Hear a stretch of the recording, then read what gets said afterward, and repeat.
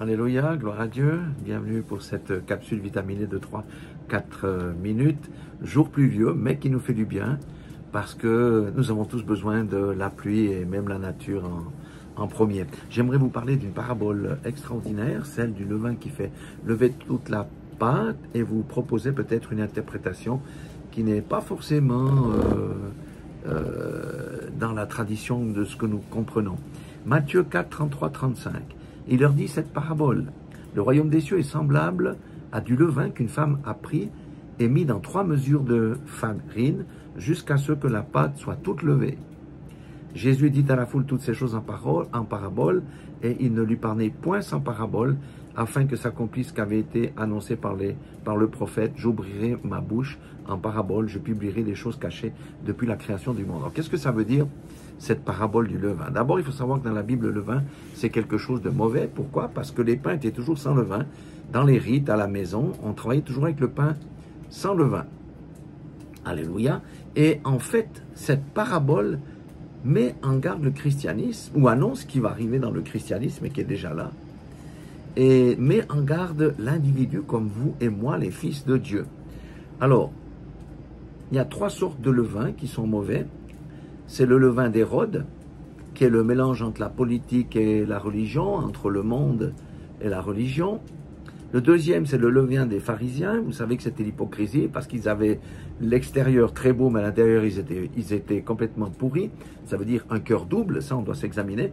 Et le troisième, c'est, il est dit dans 1 Corinthiens 5, 7 à 8, c'est notre vieux manteau qui est constitué du levain de la malice et de la méchanceté.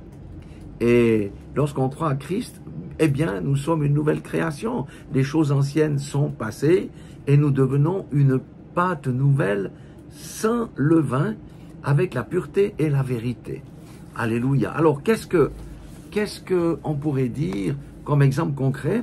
Il faut aller dans 1 Corinthiens 5, 7 à 9, mais moi à 10, mais je vais prendre les versets 9 et 10.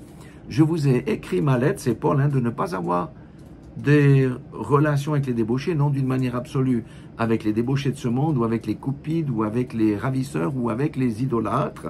Autrement, il vous faudrait sortir du monde et vivre dans une montagne, dans une cabane, où il n'y a personne.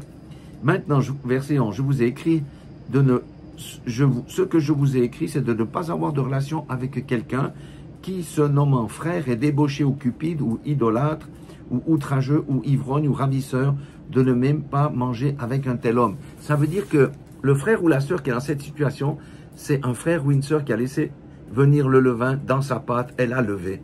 Et il n'y a plus la pureté, il n'y a plus la vérité, et c'est désagréable.